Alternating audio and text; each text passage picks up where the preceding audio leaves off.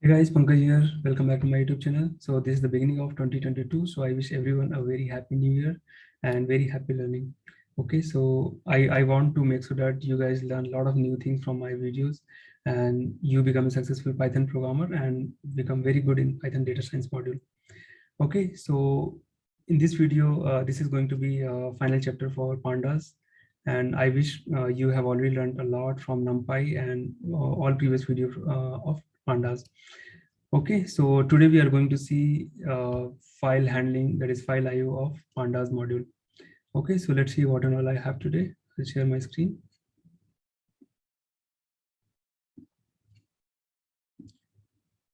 Okay, so these are the topic which I'm going to cover here. So as I mentioned, this is file IO. So we'll see how to read the file either from drive or from the web page. Okay, and how you can import different files and how you can export to different file and different format. Okay, and one more thing we'll see, like how to read very big data. That like file could be, it could be like CSV file or text file or any kind of file format which is more than 1 GB. Okay, so this is something like a lot of people will have question like how to read this kind of big file and without affecting our performance or computer performance. Okay, so let's see. So before that, I wanted to show one topic which I think I missed, or maybe I'm not sure I have shown or not, but let's cover it once again. How to drop the columns or rows where NaN is present. Okay, so as usual, we'll import the libraries NumPy and Pandas, and this is the version I'm using. Okay, so let's create some random data. Dot randint 1 2, let's say 50, 20, and reshape.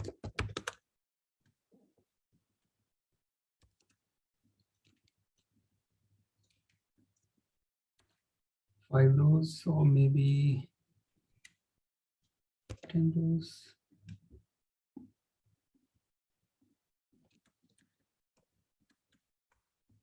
10 rows, 2 column, or maybe 3 column I'll give. Let's generate 40 values.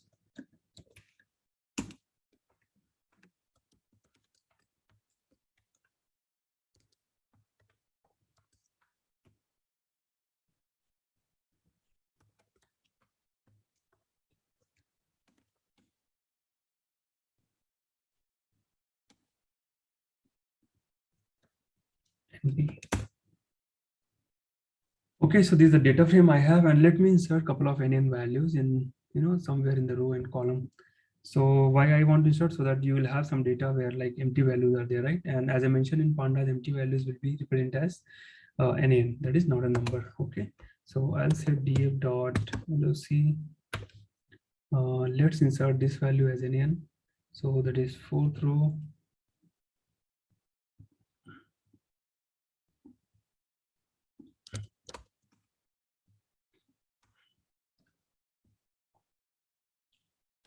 And let's say column B. Okay, and B dot N. Similarly, I want to insert in column C as well. So let it be 9th column and column C. Okay, let's print df. IP is getting typed as so. Okay, so this is NaN, and column C also we have NaN. So now assume that you have got some third-party data and a lot of NaN values are there, and you think, okay, maybe your client or someone says wherever you see empty value, let's drop it. Okay, so mostly you're going to drop that feature. Okay, not the row, or maybe you can drop the row also based on the need and based on what client or customer says. Okay, so whenever you're going to drop, right? So we have something called tf dot drop any.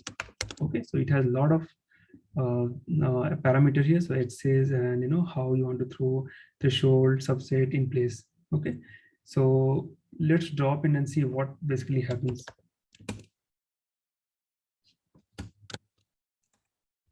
Okay, so if you notice here, wherever NaN is there, right, basically for each feature you have particular entity, right? So let's say column is nothing but your username. Okay, for this user, couple of fields are there in that field. One of the field is nothing but NaN, that is not a number. So that particular entries for that user will be omitted or removed from the database. Okay, so that's what drop NA works. I mean, it is by default going to drop the row entry or entry for a particular user. Okay, so in this case, what is happening, wherever NaN is present, right, only those row is getting dropped. That is 4th row and 9th row. You see here, after 3 there's no 4th row, and after it there's no 9th row. So that's what by default it works. Now let's say you have decided to drop the complete feature itself. That is nothing but feature B and feature C. So feature B is having NaN and feature C is having NaN. So in this case, you need to give X is equal to 1. See here. So it is up to you guys. Based on the need, you need to choose the axis accordingly. By default is row wise, and if you want to make column wise, you need to give X is equal to 1. Okay, that's how you drop it. Okay, so I think I could have written it here.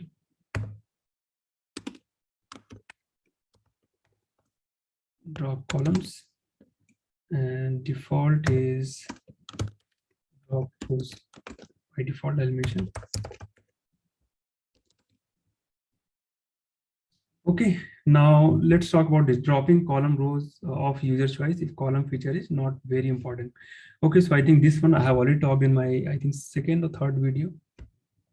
So this is something like, you know, whenever you have multiple columns, let's say more than 1,000 or 2,000 columns are there, and each column is not at all contributing, like a lot of columns are not at all contributing to your data set, right? So which is like not at all important, and when you process the data unnecessary, those columns will also get included, right? So in that case, you decide whether this column is really required or not. In that case, you decide to drop them. Okay, so we have something called, let's df. So in this case also, I'm going to decide B and C and D also. Okay, so we have something called df dot drop. Earlier we saw drop NA, so wherever NaN is there, only those values is going to be removed. Okay, now in this case, I'm going to put a choice of those column which is not required. Okay, and this will also be helpful during your PCA analysis, that is principal component analysis. I'm going to talk about this in more detail when we talk about machine learning. Okay, so here it needs labels. So which label you are going to drop? So by default X is 0, that is nothing but row wise, sorry, column wise. If I'm going to define the label here, so since that is first parameter, so I can write all the labels of column which I'm going to do. So B and C and D. Okay. Now if you drop, what is happening? B, C, D not an axis, right? So why it is not present in axis? Because by default it is trying to get those labels from X is 0, that is row wise. So in this case, you need to explicitly mention X is equal to 1. Okay. Yeah. So B, C, and D are dropped. That's how you left with column A. Okay, so since it is making a local copy, so your original database or data frame will still be intact. Okay, so if you want to modify, if you are very sure you are going to drop from original data itself, you put in place equal to true. That is this one, this particular value. By default, it is false. So it is going to make a local copy and modify and provide the output. Okay, guys. Yeah. So now let's see importing external data to data frame. So here, whenever you are going to read any file, right? So the good thing about Panda data frame for the file IO, they have very unique, or what to say, uniformity is maintained across the functions. Okay, when file IO comes into picture. So if you talk about df dot read, sorry, pd dot read, and let me just open dir. Okay, so here we have something called read. Yeah, all functions start with read underscore, then the file format, like read underscore clipboard. This like control C if you do, right? That is nothing but a clipboard. Okay, so if some data is present somewhere and I just want to make this a data frame, so I just press control C or just right click and see. Then you can convert the whole data into data frame. That is nothing but read clipboard. Then we can read CSV, read Excel, read Feather. I don't know what is this Feather.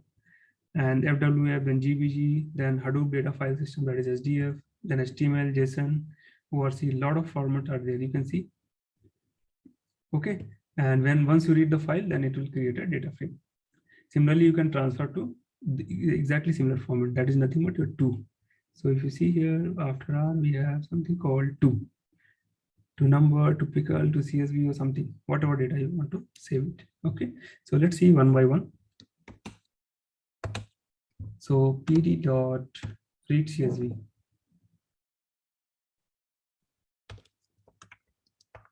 Now in this case, there are almost more than 50 or 60 parameters. Okay, so I'm not going to show everything, but whatever is very important, right? So first one is file path. So wherever your CSV file is present, that file. So let's say, do I have some CSV file? Okay, let's say I have Titanic dataset CSV. Okay, so if you open this, it is nothing but comma separated value. Okay, it has some values. So this data you can get from internet also, or also a lot of sources where you can get this kind of toy data set. Okay, so these kind of data set will be used when you play around with data frame. Okay, so I'm going to use the same file name, Titanic dataset .csv. So give the full path or wherever it is present. So right now it is present in root directory. I can give like this, or I can give like this also. So let me write this first. Since it is present in root directory, so I can give this as well, or you can give the full path also, like C colon whatever folder name. Okay, so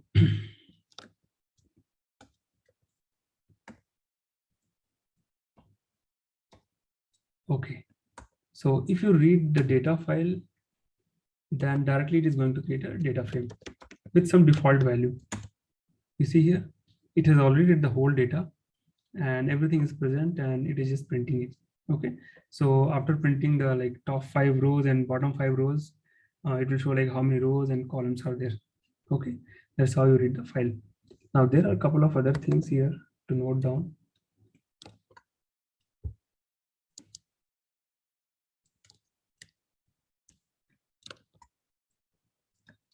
Let me walk through a couple of parameters. Okay, so we have separated. So CSV is already separated by comma, right? So default is comma. Okay, any delimiter, like say any special characters are present as delimiter, that also you can provide. So it will automatically split them with delimiter and provide the column wise data. Okay, names are nothing but like what exactly name you want. Okay, so this is basically a column name. Okay, index column, your index column starts from where? So right now, okay, I'll show you. Right now there's no index in this, so that's why you see by default 0 1. Otherwise, let's say this is my index column, right? So I can give index equal to p class. So automatically numbering will start whatever value is put in p class. Okay, now we have something called use column. So while loading the data itself, you decide to load only those columns, you can give use columns. Okay, otherwise mostly I suggest not to do this, because first you read the data directly, understand what and all are present, then accordingly you do that. Okay, then this is not required right now, prefix not required. Data type, so if you want to read the data with some default data type, right, you can mention that also. This you can leave it. Skip rows, so how many skip rows you want to exclude, that also you can mention. Okay, so I mostly don't suggest to use these kind of parameter at one go, right? First you load the data completely, understand like what kind of data is present in the data, then you decide.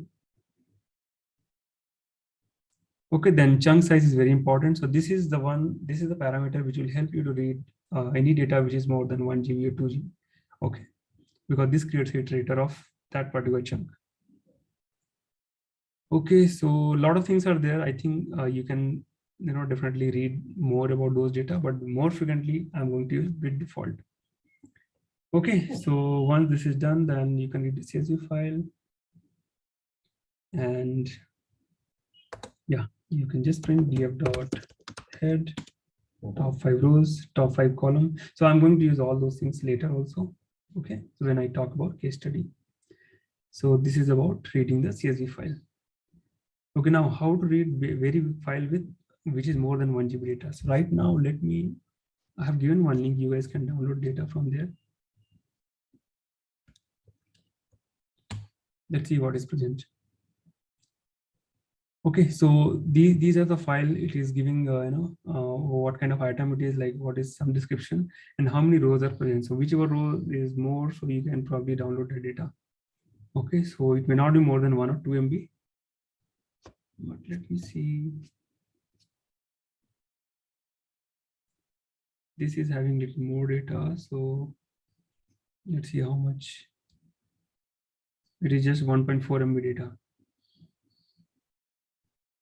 Okay, so what I can do, there are two ways to do that. Either you download and give the whole path, or I can just copy this link and give it here. That is also fine. Okay, but that will come under, let me just open that.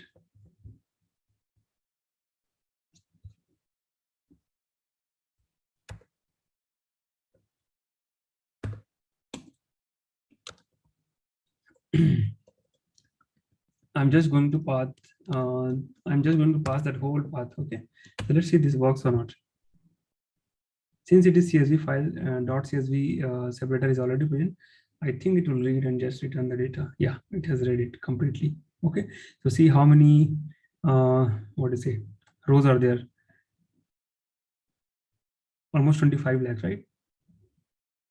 2.5 lakh rows are there and 9 columns are there. Okay, so you can have some data which is really literally 1 GB of data. So assume that this is also 1 GB data. Okay, so how you can read it? So for reading that, what we have something called, as I mentioned in previous line, chunk size. So you just define chunk size equal to, let's say, every 1000 row I want to process. Okay, so this is going to return a iterator object. So I'll just show you what exactly it returns. See here.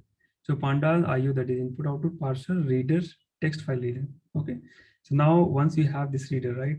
So if you remember guys, in the list and iterator video what I showed you guys, so once the iterator object is created, right, it is going to take only that much required size whatever structure takes. Okay, if it is a list almost close to 42 or 48 bytes it takes, correct? Similar, even though it is 1 GB data, it will just take, let's say, assume that one structure takes 1 MB of size, right? It is just going to consume only 1 MB of size. That's all.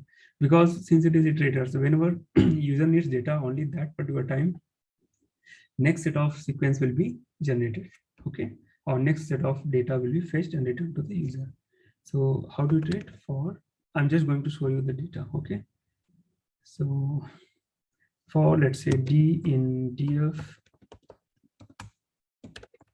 and df dot shape. Okay, let's print it. So this is very huge data, so I'll just read this one. So every data frame will have 10,000 rows. Okay, let's do that and check the shape.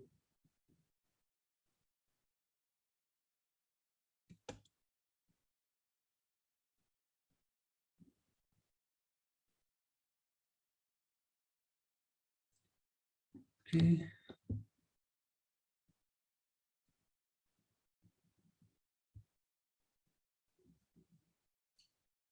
It's not taking. Oh, sorry, not df. Df is your iterator object, right? It should be D. Okay, you see here. So you see here, it is reading first 10,000 rows and total 9 columns are there. And I'll keep reading 10,000 and remaining data will be only remaining, the rows will be there and 9 columns. Okay, so that's how you can read. So if you check the size, right, it is not reading the whole data frame in just one object. It is just reading 10,000 rows first, do the processing, and again go ahead with the next 10,000 rows. Okay, so that's how you can keep reading. No matter it is 10 GB or 100 GB file, you can just read like that. Okay, so that's how you can keep reading and understand like how much exactly size will be taken.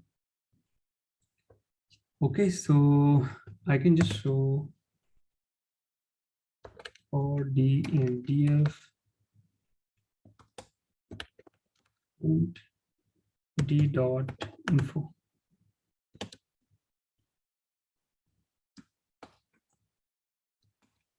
Oh, I have already read it, so it is already over. So let's run it again and run this.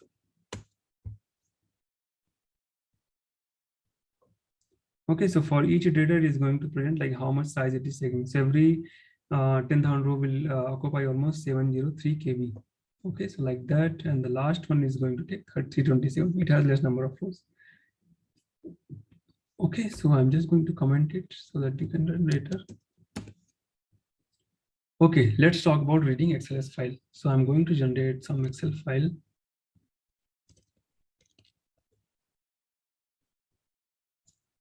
Let me check if I have any file.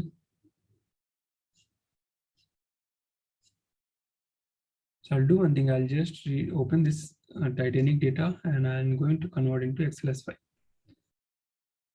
Okay, so let me share.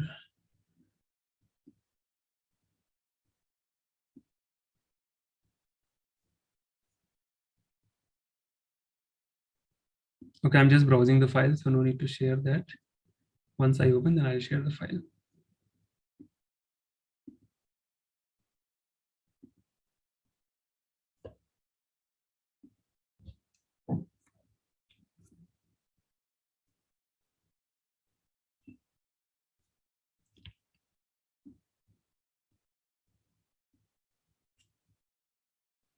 Okay, not this one.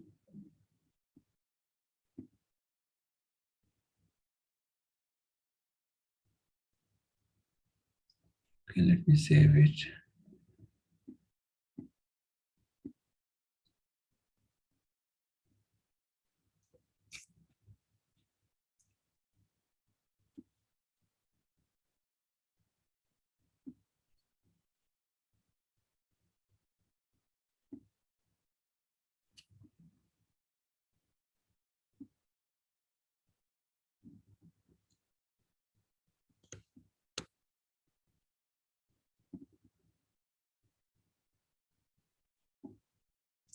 Okay, so I hope you guys are able to see this is my Excel sheet. Okay, so in this Excel sheet, what I'm going to do, I'm going to see, I have saved original data itself in the Excel sheet format. Okay, so I'm going to create similar data in a Excel sheet as well. So let's create, so that I can show you how you can read multiple Excel sheet with multiple sheets also. Okay, so move and create a copy, and I'm just going to give sheet name as sheet 2.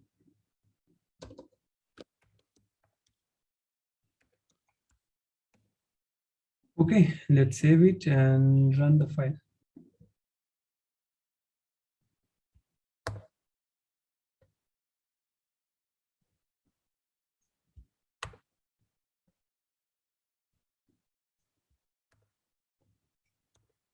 So for this, we have direct function called read Excel and give the file name of Excel sheet. So what is the file name? Titanic dataset. So I'm going to upload this dataset also, so you guys can take it from Jovian or GitHub or Google Drive. So dot xlsx df. So watch index 0 is invalid, worksheets found. Okay. So sheet name.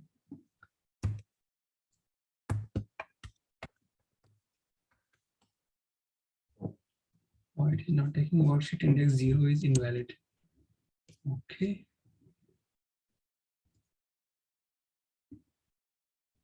What I'll do, sheet 1 I'll mention.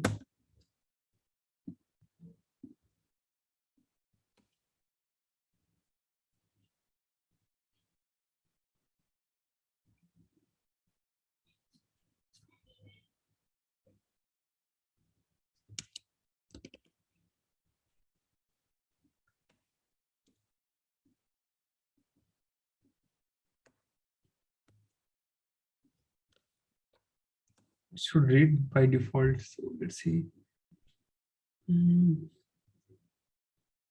File contains an invalid specification for Titanic dataset. This will be removed. Okay. Specification. Let me give different name then. This one.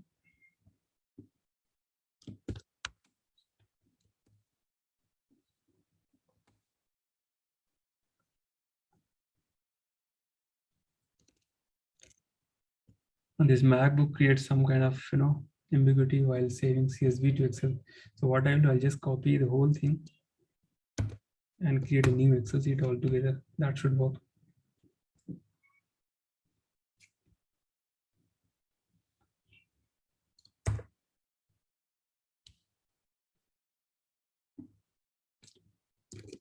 Okay, so let's save it.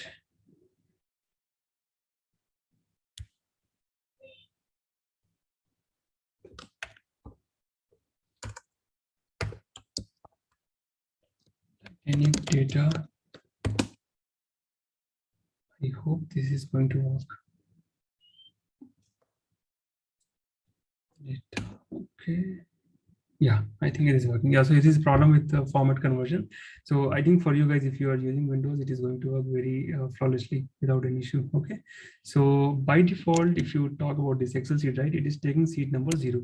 So no matter what sheet you have or what number you have, it is going to read it. Okay. So you can give the sheet name as well. I'll just make another sheet here. So sheet copy. I'll just give sheet 2. Okay, now it is saved. So here you can just give what is sheet name equal to sheet 1. Okay, that is also going to work. If you are going to read by default, let me just move to this. So by default, it is going to read this sheet 0. And if you're going to give sheet name, so you can give sheet number 2, it is going to read sheet number 2. So let's say you have got data from your client or customer, right? It is having hundreds of sheets. And each sheet you are going to merge. So put a for loop and keep reading all the sheets, join them together, merge them together, and generate a single data frame. Okay. So this will be very helpful. That's how you read it. Now let's talk about reading HTML file. So I'm going to create. So this HTML file is nothing but, let's say you have got some data or your client customer has provided data in their website, right?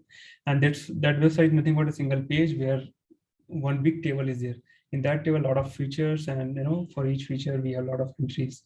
So thousands of rows are there and thousands of, maybe hundred of columns are there, correct? So how to read such data?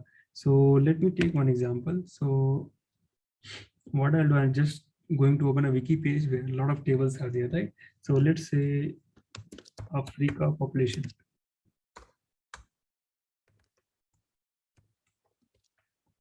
You can type anything, okay? I just want some data where table is there. So mostly wiki page contains a lot of table data. So let's go with this. Yeah, I think this is the best example. So I'll just copy this particular website, just put it here.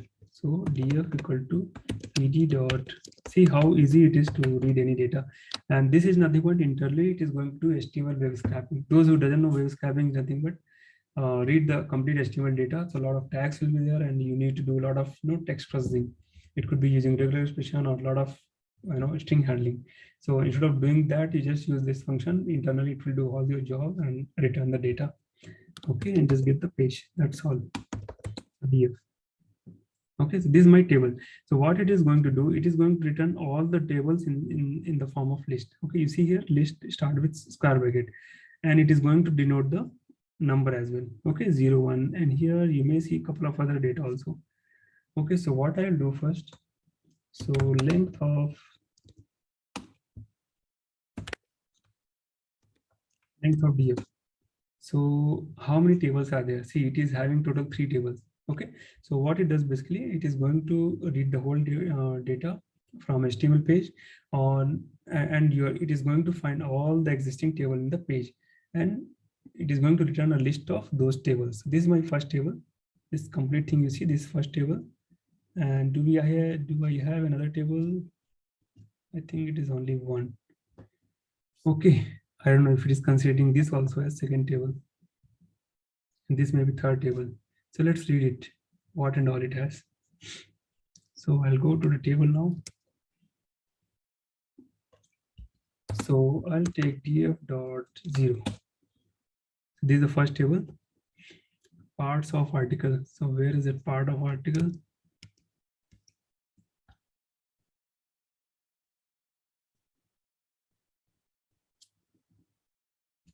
I think this is taking as a first table. Okay. Now, what is my next table? Let's talk about this. This is your first, and this is my second table. Yeah, so it is starting with countries, then official date of last figure and source. So this table is what table? Let's see. I think this is your second table. Third table could be this one. Okay, so let's get that also.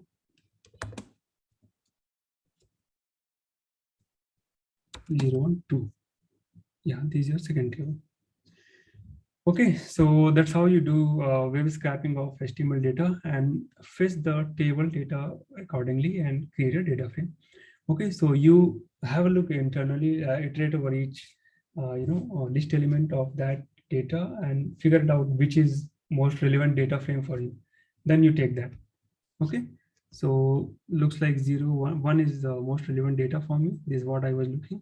Then I can just do the processing. So df dot one, this is a data frame, and I'm just going to use df dot head. And let's say top 3 rows I want. Okay, df dot then tail bottom 3 rows, df dot describe. Okay, so this is all data I have. So by default, describe takes all numeric, only those columns which is having numerical data. How to read others also I can show. I will show in the case study. Okay, so that's all about this reading data from HTML page. Now let's see. Once you have read the data, right? What next? So after reading the data, you are going to do a lot of data cleaning. So what and all cleaning we have to do, I'm going to show under case study or under the project, not here. So assume that you have done all the cleaning and everything is perfect data. Okay. So perfect data you are going to give to those engineer who is going to apply machine learning or statistical model on that. Correct. So before giving data, you need to have the data clean and save it in a proper format. So how you're going to save? That's where exporting data frame will come into picture. Okay. So let's say this is my clean data, df0 or df1 dot head file. Okay, so this is the data which I already got it clean, and I'm going to give it to a statistician or machine learning engineer who is going to do a lot of further analysis or apply the model and infer a lot of internal details from the data. Okay, so to give the data, you have something called df.toCSV. That is one thing. Give the CSV name. You can see here pd.csv.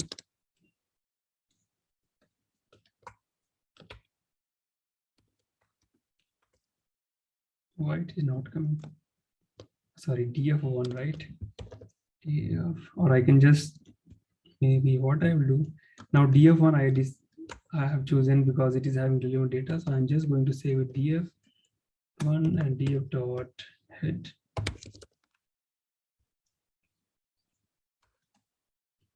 Okay, now I'm going to read or export to df.toCSV. Yeah, you see here which path you want to save, what are the separator and other things. So those things, again, it is not required. First, you drop the data completely to some file format. Okay, so I want Africa population .csv. That's all. Okay, you just saved it, and I'm going to get the data that is nothing but Africa population. Okay, similarly, this data can be saved to an HTML also. I'm going to show that HTML. Okay, so HTML, what it needs, just again file. So all the file format, whatever you are going to save, right? It just need the file format. That's all. Okay, now let's open that file and understand how it looks. See here. So I read the whole data from here and I transform it and populate it to HTML format. You see here how nicely it looks. Later you do whatever processing you want. And this looks very nice also whenever you are going to give this data to your statistician or machine learning engineer. Okay. So similarly, you can have HDF5 format also. That is Hadoop data file format. And mostly you are going to use either CSV, HTML, Excel, or JSON. That is the very common or heavily used format, file format. So I can use JSON file. JSON is nothing but JavaScript object notation. So where everything will be stored in the form of dictionary. Okay, so let's use that as well. So let's open JSON file now. How to look like, you see here, whole data into a dictionary format. Okay, what else we have? So again, I wanted to tell you right about another format, that is clipboard, right? So clipboard is nothing but, let's say you have the data. Where is that? Yeah, so only this particular data you want to convert into data frame. So just select it, this part, do copy. So now when you click on copy, right, everything is going to be stored in the form of clipboard. Okay, so we have something called pd.data frame, sorry, read clipboard. That's all. See here, this is also very sometimes very helpful.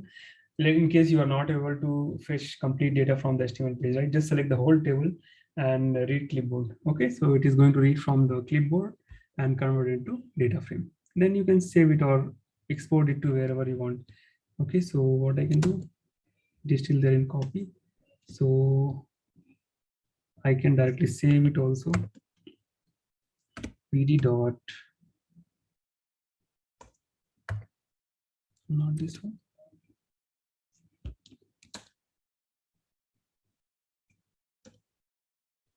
df1 equal to this.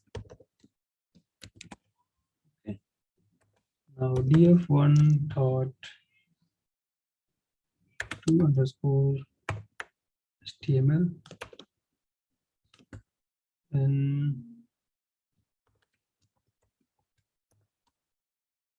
clipboard.html. Okay, let's open this file from clipboard. You see here the whole data. This is what I just copied from this particular table. Yeah. Okay, guys. Yeah, so that's all about file handling or file IO operation from Excel sheet or CSV or HTML. Okay, importing and exporting. So once up to here, if you're able to do pandas data frame, what do you say, operation over these kind of data, then rest of the job will be very easy. Because rest of the job, what you are going to do, I'm going to tell you right now. So you have learned string, you have learned dictionary, you have learned list, and you have handled all the NumPy kind of data, right? So these are the whatever methods available on those kind of topics, whatever we have seen so far, everything you are going to use now. Okay, now NumPy is over, Panda is over. I'm going to show data visualization in the next couple of videos. After data visualization, we are going to take some random data. Okay, so random data could be any kind of toy data set, and we are going to do a lot of EDA part, that is exploratory data analysis. Okay, so in EDA part, we are going to use all the tools and techniques, whatever you have learned so far, be it Python basic, be it Python advanced or NumPy or pandas methods, whatever you used so far. Okay, so everything we are going to apply. And after data cleaning, so I am telling cleaning because once you get raw data, right, as I mentioned, a lot of empty values will be there, that is treated as NaN, correct? So you need to do a lot of data cleaning, because whenever you are going to apply statistical models or methods on top of data or machine learning models on top of data, it is not going to take raw data. Your data has to be very clean and it should be in the uniform format. Okay, then only you can apply those models. Okay, so data cleaning part is very important. And believe me guys, almost 70 to 80% effort will go on data cleaning, because this is something which cannot be automated. You or human has to automate. Okay, maybe robot one day it will be able to do that, but it cannot be done 100%. He or she, that robot might be able to do 50 or 60% data, but again remaining percentage human has to do that. Okay, so learn this part very perfectly, then only you should be able to do any kind of model building, machine learning model building or statistical model building. Okay, so I hope you like this video. Please try that. Go to any website, fetch the data, do the cleaning, read it, convert to data frame and dump it to whatever data format you want. Okay, then you will definitely enjoy this NumPy and Pandas. Okay, guys, so see you in next video. Hope you like this video. And those who have not subscribed, please do subscribe, leave the comment. If you still need any help or any info or any help on any of the topic, please leave out in the comment box. I'll definitely help you guys. Thank you so much. Bye-bye. Have a nice day.